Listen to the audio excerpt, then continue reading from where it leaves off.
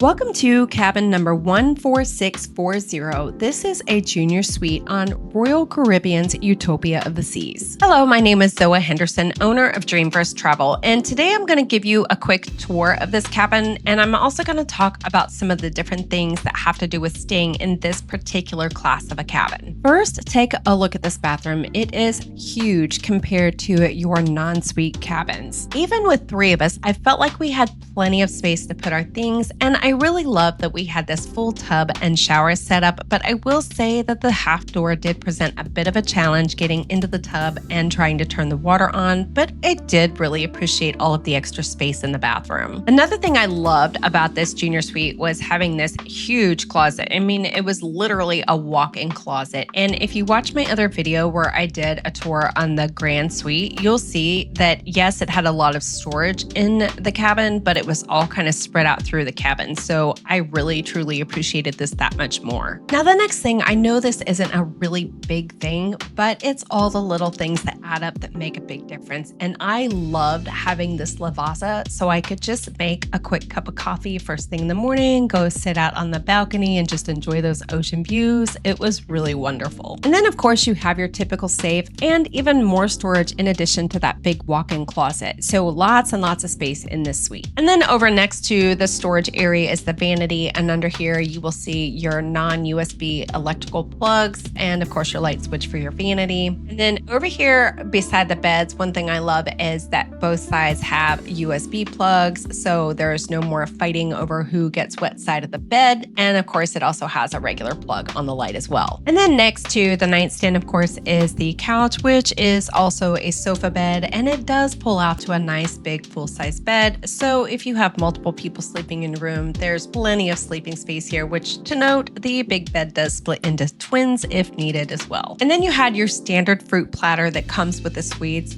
which we really didn't eat because we were too busy eating the good cruise food. But I did really like having the table that we could set our drinks and things on. And then we had this extra chair, which actually came in really handy because we had a big group of people and some of our other guests would come in and hang out with us. So the extra seating area was nice. One additional thing I do want to mention about the inside of this junior suite is that I do feel like it is a lot more spacious than your standard ocean view balcony cabin. And while it may not be as grand as the grand suite or quite as large, I do feel like it is a nice compromise between that ocean view balcony and the grand suite between space and price. And speaking of space, this is an extra large balcony, and again, going back to that grand suite, it doesn't have all the furniture that the grand suite does, but it does have a lot of extra space out here, much larger than what you're going to find in your standard ocean view balcony rooms. One additional thing that I want to talk about with this particular cabin category, being that it is a junior suite, is that it is an entry-level suite, and it can also fall into multiple classes, meaning it can fall into like sea or sky, etc. This can affect the price, benefits, and services that you receive. Not sure which cabin type is right for you and need help planning your cruise? Get help from our experts. You can get started by visiting us on the web at dreamversetravel.com. And by the way,